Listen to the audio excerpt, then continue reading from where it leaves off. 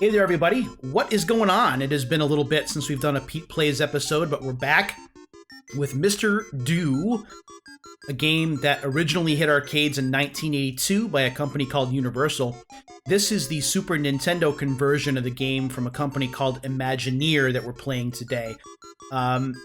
So I hope you're ready to sit back, check out an arcade game that you may or may not have heard of, and listen as I tell you some stories about my history with the game and about what life was like for a 10, 11, 12-year-old kid who loved video games but had to try and find as many arcade games as he could without living close enough by to like a big mall arcade. So I hope that you'll enjoy as we kind of get started. Mr. Do plays a lot like a Dig Dug clone, as you can see here. The idea is to either eat all of the fruit or to kill off all of the monsters using your energy ball or by dropping fruit on their heads.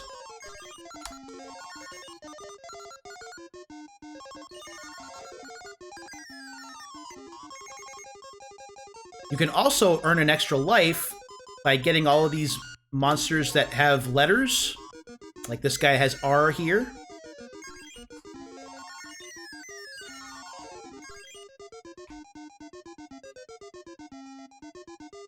Oh, that was almost not smart. Only one monster left.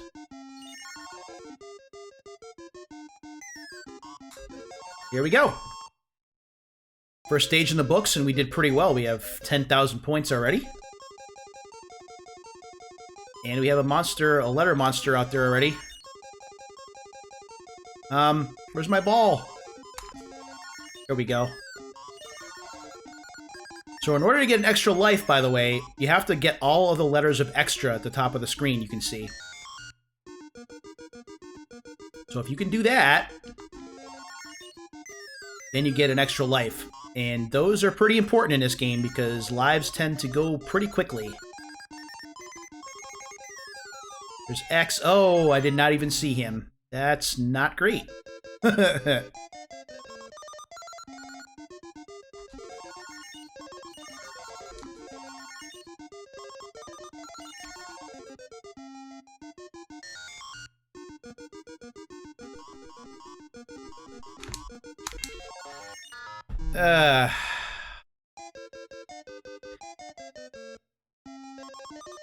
Trying to be too cute there, and it's not working.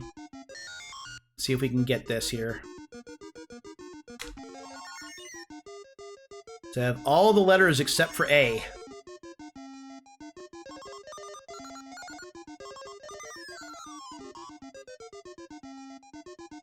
Now just one life left. That's not great.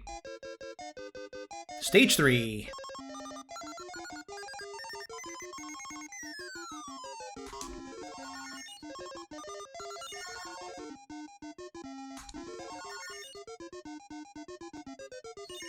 Now note how your energy ball takes its time in showing back up. Oh, A. I need that. Out of character. Bingo! There's my extra life already. And boy, I needed that. You win extra, Mr. Do. Poor little dinosaur.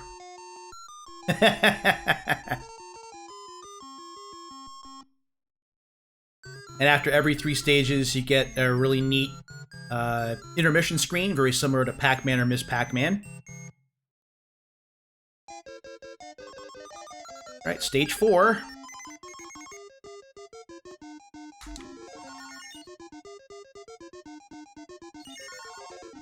And again, without some of these things that make the game unique, you could almost see where Namco would want to sue, because this is way close to what Dig Dug is.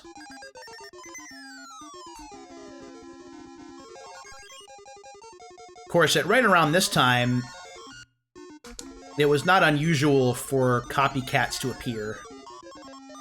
Saw a lot of this with Pac-Man, for example. We had Taxman and Casey Munchkin. Whoa, I can't believe I did that. And other games that were blatant ripoffs.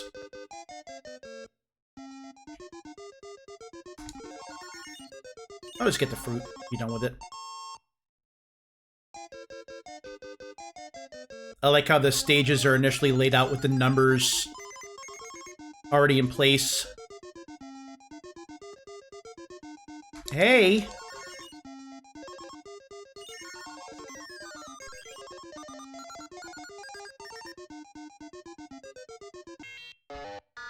I saw him digging down, and I literally did nothing. I just sat there and watched him dig right into me. That's aces. Thumbs up. Way to go. So that's a pretty good start. Got almost 40,000 points in our first game. And I lasted a little over 3.5 minutes. So if I'm a kid and I only have, say, 4 tokens, my first token or my first quarter lasted me 3.5 minutes and change. That's not great, but it's certainly better than like a minute per quarter. So my history with Mr. Do dates back to 1983, and I was living in Holyoke, Massachusetts at the time. If you're not familiar with New England or with Western Mass, Holyoke is a bit north of Springfield, and Springfield is where the Basketball Hall of Fame resides. We were living with my mom's mom at the time. When I was growing up, or my family, a single mom household. My dad left super early when I was like 2nd grade. So it was myself and my mom and my younger sister, or my sister who's 4 years younger than me, and then my brother who's 6 years younger than me. So we did not have a lot of money. We were constantly moving back and forth. My mom did have a bit of extra money. We tried striking on our own, living in apartments. But we also wound up staying with her mom a bit, and even with my dad's mom once for a very short amount of time, right after my dad left. So we moved around a lot, didn't have a lot of money. So in 82 or 83, I should say, I went to a place called Ivory Billiards in Holyoke, which is a pool hall.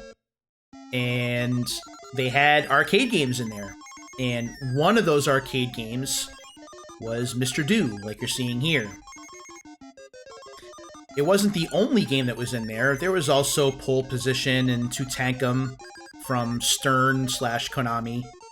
A game that, by the way, should be available on more consoles. We only saw that come out for Game Room on the PC and Xbox 360 like 10 years ago.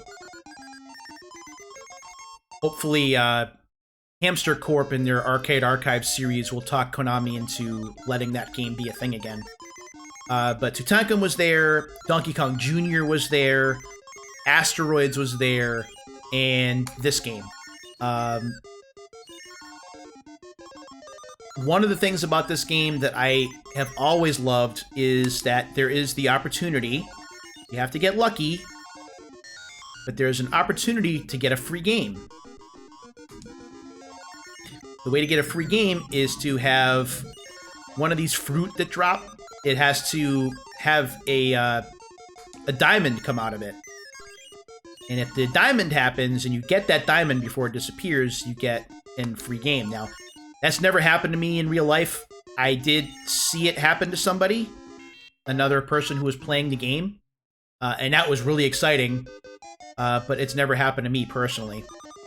But just the idea of an arcade game giving a free game is kind of a new thing, something that we really didn't see all that much. It was pinball machines that gave us extra or free games back then, where if you scored a certain number of points, you would earn a replay. And if you beat the high score to date, you would get replays as like the champion of the game or whatever you want to call it. I am so dead. Oh, wow. I don't know how that happened, but I'm not going to complain. So having an arcade game, like a regular video game, offering a free game was a very novel feature. I am so sad because that Powerball is not going to come back anytime soon.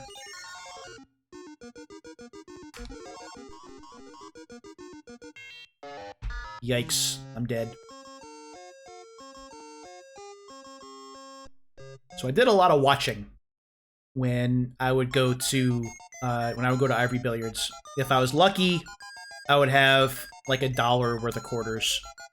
If I was really lucky, say like after a birthday or after a holiday, where like my dad's mom would give me a little bit of extra money, then sometimes I would have more, but more often than not, it was just that $1 to work with. And as you can see, with credits lasting me anywhere between 1 to 4 minutes on average, like that money would go quick if I wasn't careful. Eventually, I would have my own go-to game. Track and Field would be that game where I could... I don't know what I was thinking there. Where I could play that game for like 10 minutes per credit, if not longer, and really kind of get my money's worth. But Ivory Billiards didn't have a track and field machine. This is what they had, so I ran with that.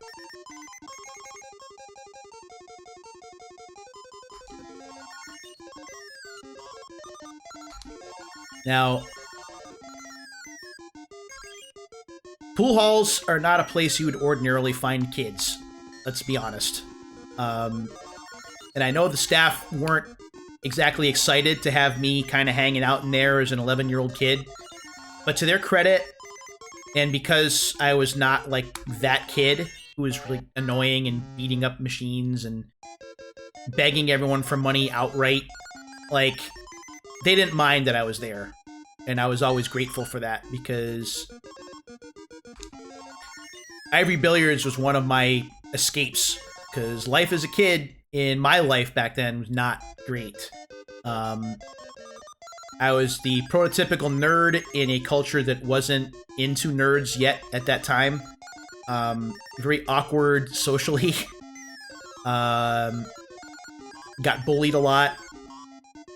Not really great at self-defense. So life was pretty tough, and arcades were kind of like my Fortress of Solitude. If you're a Superman fan, you understand what that is. So I would hang out at Ivory Billiards every day for like an hour after school, whether I had money or not.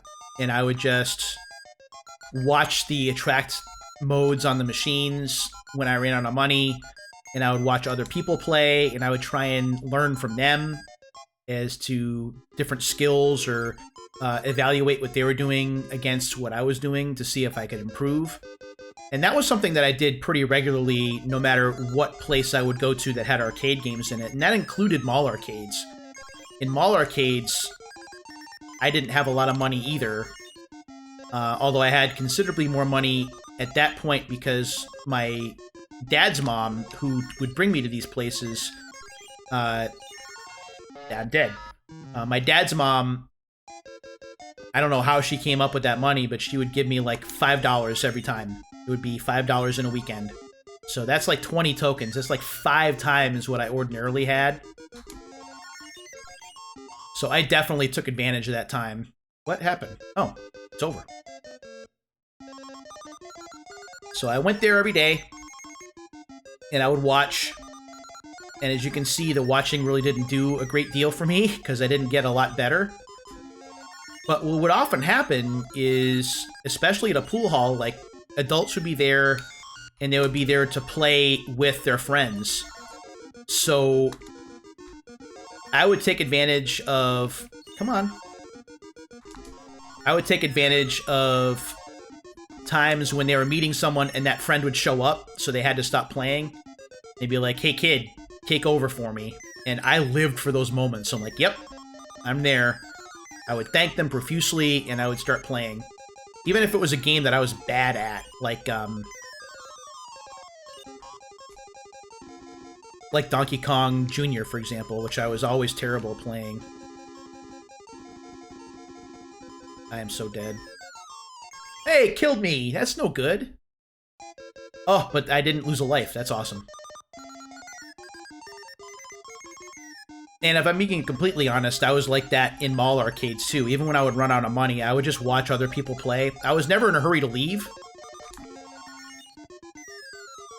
I would try and learn from other people, and I would hope that I'd be around when, like, a mall worker would be going on break. That's not what I wanted to do. And sometimes I would get lucky, and sometimes I wouldn't.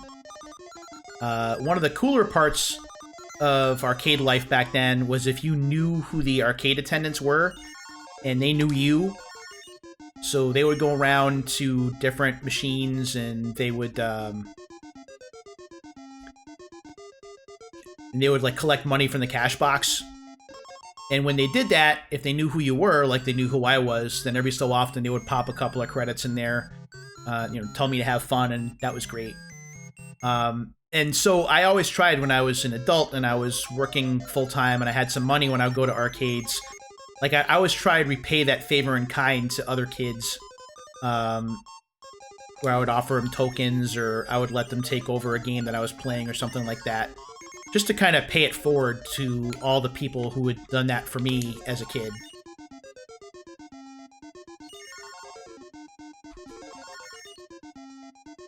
I need that X. X. X. That's not it. Darn it.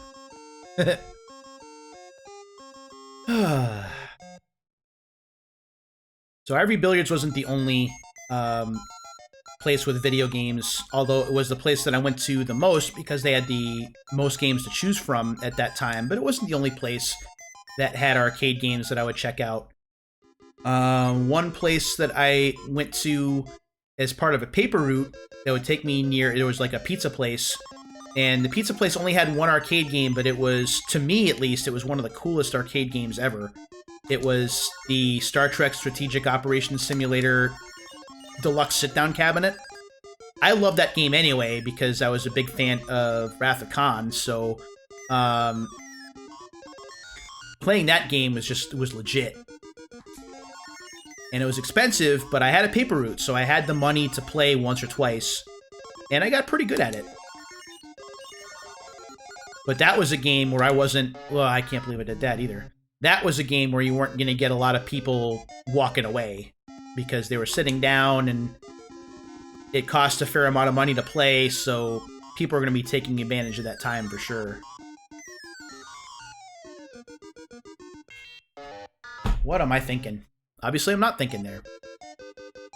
So that pizza place was one option. There was a 7-Eleven that was a bit of a haul from where I was living that I would go to. But they had, like, Vanguard and Miss Pac-Man and... Oh! Oh, I can't believe I missed it! That was the diamond! Now, bear with me for a minute, because it doesn't matter really if I get the diamond now, because this is on free play, right? I don't have to worry about quarters. I don't have to worry about tokens. But put yourself in my mindset as someone who played this game growing up. When you see that diamond, and it never happened to me, I never got it. So seeing it there and then missing it hurts. Alright, we gotta keep playing, see if we can get that to happen again. Oh, that's a killer. That is an absolute killer. Oh, me oh my. So there was that 7-Eleven that I mentioned, and where we lived for a while in 1983 to 1984 after my mom had the money to move out of her mom's place, we lived just above a convenience store, and that convenience store had one arcade game in there. It was Defender, which I was absolutely horrible at. I would still watch people play it, because, again, it's a video game that was, like, literally right downstairs from where we were living, which was exceptionally convenient, but I never really played it, because I played it once, and I was so bad at it, I think I lasted maybe 25 seconds. I never played it again. Until I would play it in, like, Williams Arcade's Greatest Hits and things like that, where I didn't have to pay any money. And honestly, even then, like, I have not gotten any better, so I don't play it now.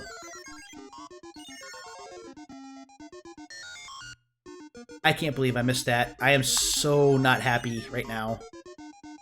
So not happy right now. Alright, let's try and drop some of these here.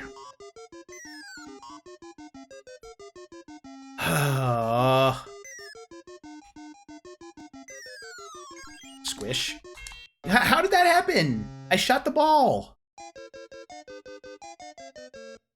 So those were how I played arcade games at that time.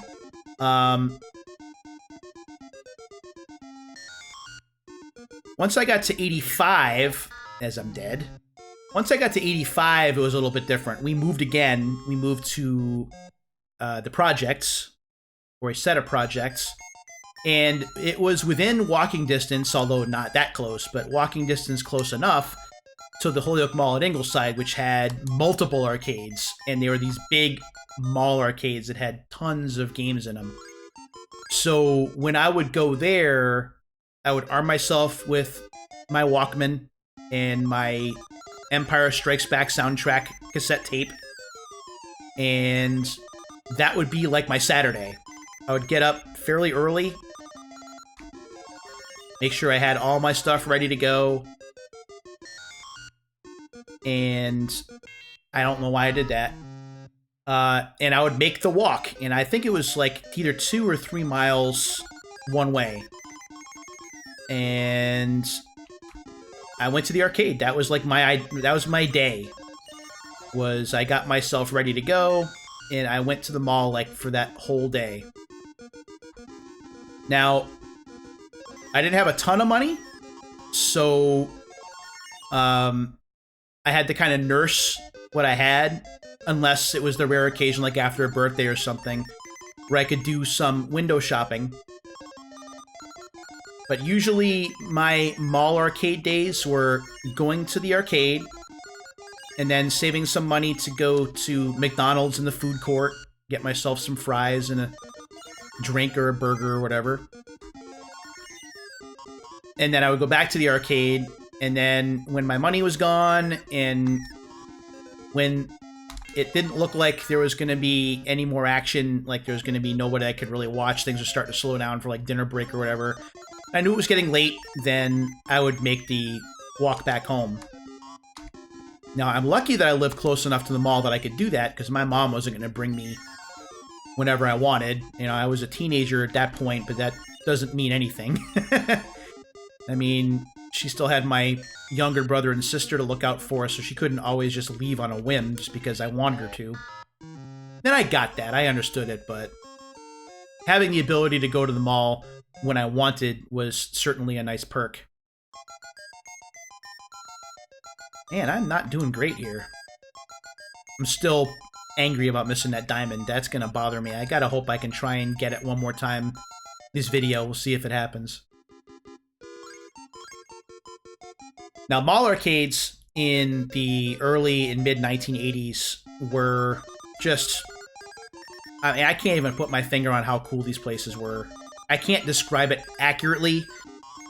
I always tell people that I can tell you about it, but it's very much a situation where you had to be there in order to understand what it was like. Because there are places like Dave & Buster's or whatever that try and emulate it, but it's not quite the same. Like Dave & Buster's in Round 1, they use a lot of flashy lights and a lot of neon, but they're too well lit, if that makes any sense. Arcades back then were not very well lit. They were dim, with the exception of the CRTs, the monitors. So it was different, you know? I can't... Why did that happen? Oh, they gave me credit for that one, I guess. Not that Dave & Buster's is... What am I doing? Not that Dave & Buster's or Round 1 are bad places. I mean, pre-COVID, I would go to those places whenever I could. But it's just, it's not the same thing. I'm dead again. That's not good. And if you go to a Dave & Buster's or Round 1, like a lot of the games are what we call redemption games, right? They're games you can get tickets for playing, rather than letting your skill carry you as long as you possibly can go. Those games really don't exist much in today's arcade, just because the best video game / arcade experiences are had at home. So they need to have something that's more immediate, something that doesn't last long, so you spend more credits. And having things like these redemption games where you can earn a bunch of tickets to get trinkets and tchotchkes and things just seems to work well for their particular strategy.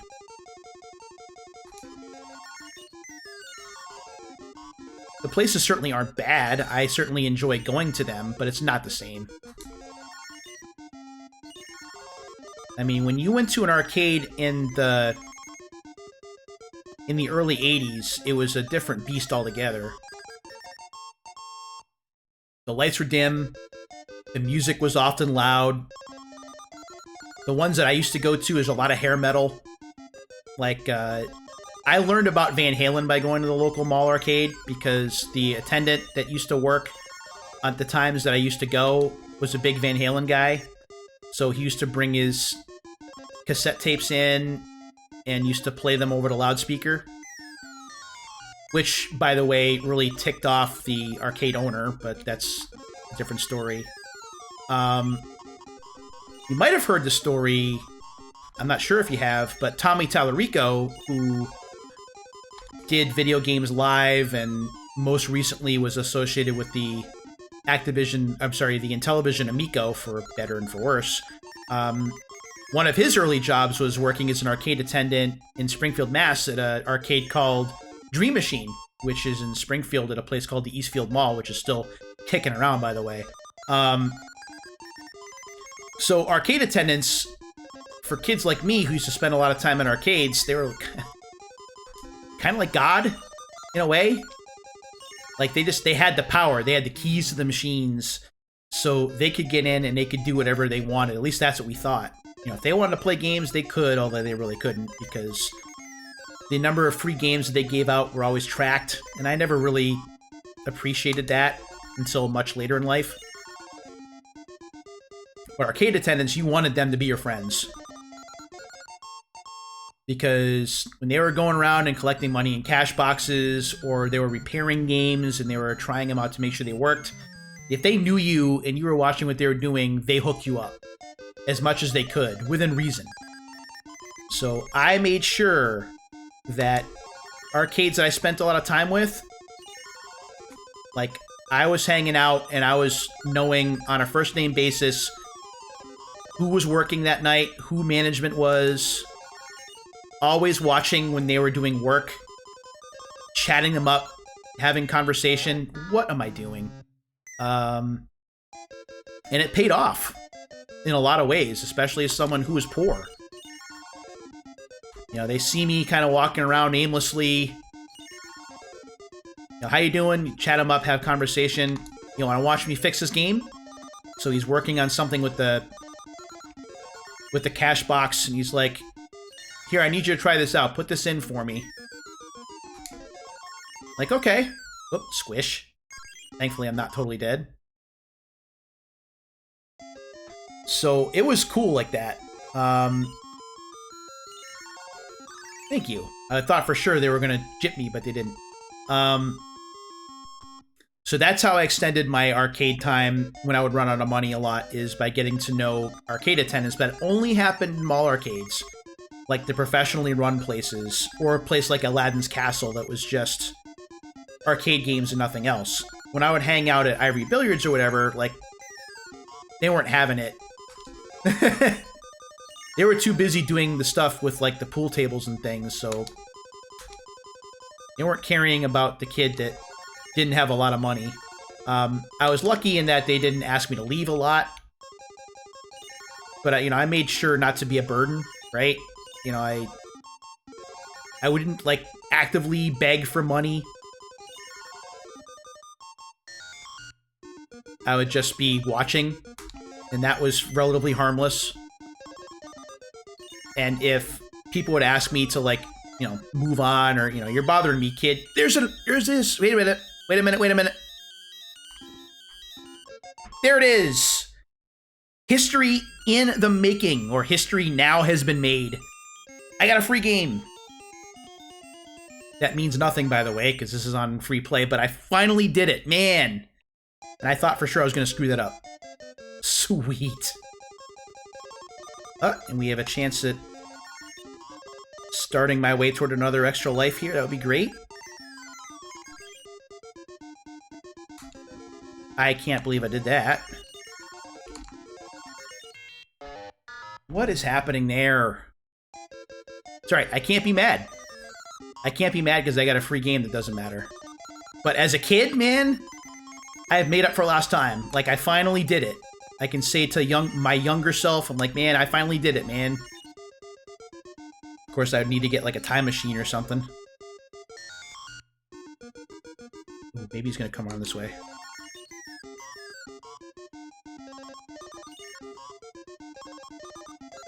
Hey!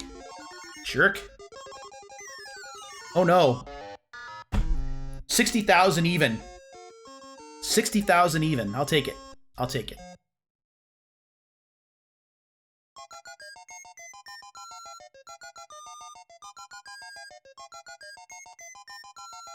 Put in my score.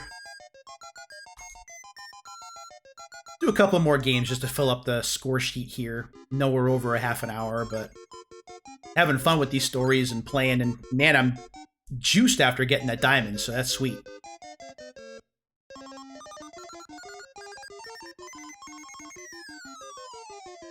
So, my mall arcades of choice, as I mentioned, Just Fun were what they were called. There were 2 malls nearby that had them.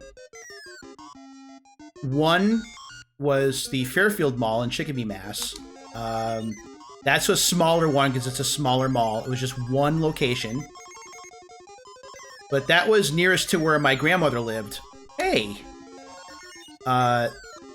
So it was easier for her to bring me there than to bring me out to Holyoke, Mass, which is where the other Just Fun was. And plural. At the time when arcades were big, Just Fun actually had multiple arcades in Holyoke, which I thought was just awesome. There was a time there were 3 arcades, really 2.5. There were 2 big, huge rooms, and then there was one, like, smaller location. Eventually, that wound up shrinking and becoming just one. But, oh, there's a diamond again! I don't know what's going on there, but I'll take it. What I remember about that time frame, and that was 1985, 1984, 1985, when they had, like, the 2 massive arcades. That was when I got out of being beaten up at school because of arcade games. Love telling this story because it's true. And it kind of gave me a little bit of hope moving through the rest of my life. So, in 85, I was in, it was like spring of 85. And I was at a Catholic school. And I was getting to go to this Catholic school on a scholarship or like a tuition allowance because we were poor. And my dad's mom pulled some strings in order to get me in to a Catholic school at that time. But a lot of people who went to that school, understandably so, like, they were pretty well off. And I was the kid that was, you know, had, like, the worst clothes and wasn't bringing my own lunch. And I wasn't able to go on, like, field trips and things that required money because we just didn't have it. And I really got under this kid's skin to the point where he wanted to beat the crap out of me. So I said, I'll tell you what, I'll make you a deal. Told him, I said, if you come to the mall Friday night and you play me in Empire Strikes Back and you win, I'm all yours. You can beat me up. I'll let you beat me up in front of all your friends on Monday. If you don't show up, though, I'm sorry, but if I win, you don't get to do anything. You have to leave me alone. And wouldn't you know it, the kid not only left me alone, he never showed up for this little challenge that I had come up with. He must have felt that I just wasn't worth his time. Maybe it's because Sister Superior had said something to him, because one of the kids said something, and she was just looking out for me. I'm not sure, but whatever the situation was, like, the kid never hounded me again for, like, the next year and change.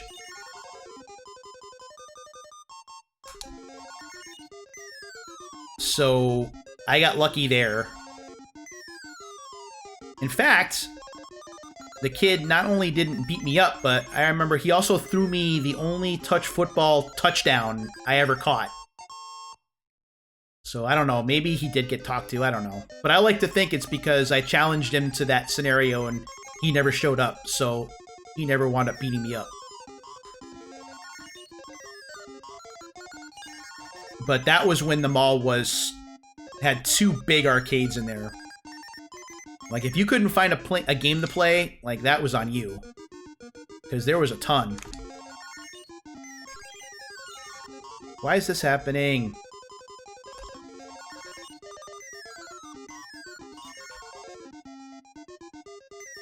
Squish. Hey! I thought I had the ball. I did not, and I'm in trouble. Come back! Come here. Well, that was good. What's the meme? You know, congratulations, you played yourself. That's what I just did. That's epic.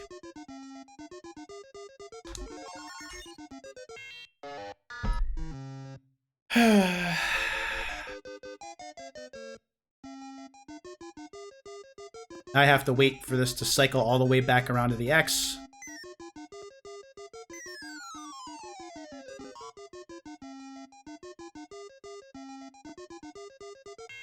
Nope. Took too long.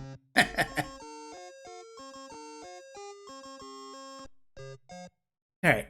One more game after this. One more game after this. Actually, I already have all the spaces filled, but I'll do one more. So that was 85. That was when the Holyoke Mall had the 2 arcades in there. And again, that was just a great time because I could walk to the mall. From 86 on, though, when I was in high school, mall arcades became less of a thing for me just because of where I was living. I wound up moving to a small rural place. Another diamond! I am not sure what's happening here. It never happens in arcades. It didn't happen in the stream, and now it's happened like 3 times. Okay. So yeah, in 86, moved to a small place called Greenfield, which is a rural town at that time. It's gotten a bit bigger since. It's not the hick town as it used to be. A lot more people living there now. I believe it's even called a city. I totally screwed myself there. That's good. But there weren't arcades there. And it was pretty far away from the Holyoke Mall and certainly from the Fairfield Mall that I used to go to. So any arcade gaming that I did had to be done wherever there were arcade games in Greenfield. And there were a couple of places. One of them was a teen center that I went to when I was in high school every Saturday night. And they had games like Karate Champ in there, Time Pilot 84. They had, no! Cyberball was there. I'm so screwed.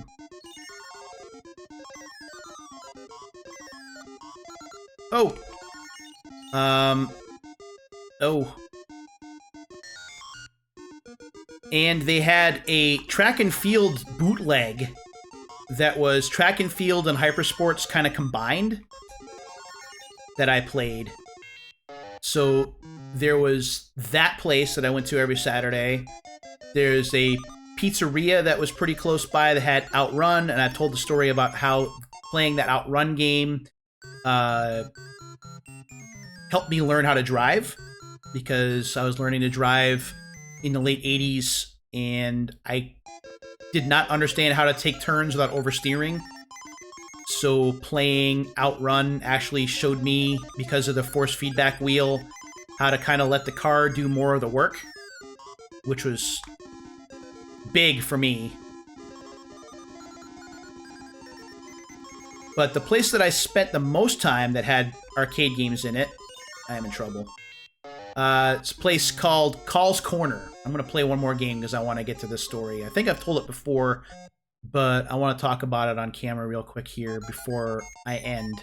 And since I did get a free game, technically I should use that free game here instead of walking away from it, because kid me would not be happy if I just left a free game on the table. So, Call's Corner was within walking distance of the projects in Greenfield that I was living. And it's a convenience store, a basic convenience store, really, unremarkable, but there was an addition that was built in the back of the store that you could go to that had arcade games in it. And this is where I spent a lot of time in high school, like probably way too much. Other high schoolers would be going to parties and doing other stuff. Me, after school, I would be going to Call's Corner and I would be spending any money that I had on games like Life Force and Yi Ar Kung Fu and Splatterhouse and Mat Mania and Cabal and 1942. I mean, this was the place, for me, it was home.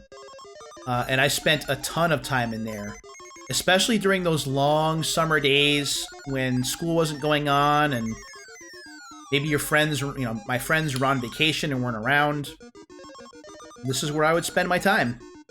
I would go in there and I would hang out. If I had extra money, I would be spending the money on games in there. That's where I finally finished playing Life Force all the way through. Because I had some extra money after a birthday, so I brute forced my way through Life Force by just continuing and continuing and continuing. That's also what I did with Splatterhouse. But I spent tons of time in that place, especially from 1988 through 1990. That was pretty much like my second home. I loved it there. My understanding is that there is somebody who's making a documentary about Call's Corner, not necessarily about just the arcade, but that is a part of it. And I'm hoping that happens, because I'm hoping to be able to see it, because I spent so much time there in high school. There's also the movie theater, which was down in the plaza where I think there was a food mart. They had some arcade games there, too.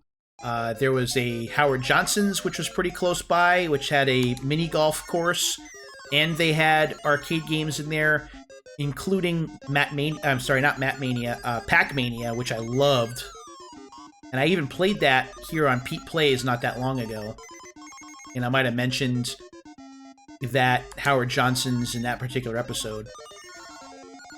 So even living in a rural town, as I did, and there weren't malls around for me to get my gaming fix like I used to, I still had my ways to be able to play. Then, after that, I graduated from high school in 90. And, how did that happen? And a lot of my video gaming from that point on took place at the Fairfield Mall, because I went living with my dad's mom. Well, I was in college for a year. And then after that, that's when my real adult life started. Moved out to Worcester, and that's when I started to move away from arcades as much. I started to move into consoles like the Super Nintendo, the Genesis, the NES, and things like that. So, 45 minutes in, and we are finally done here. I think I have shared more than enough stories for this particular episode of Pete Plays. I hope that you enjoyed it. I certainly enjoyed sharing my experiences with you. Until the next time, my friends, take care of yourselves and each other. And I hope to do it again soon. See ya.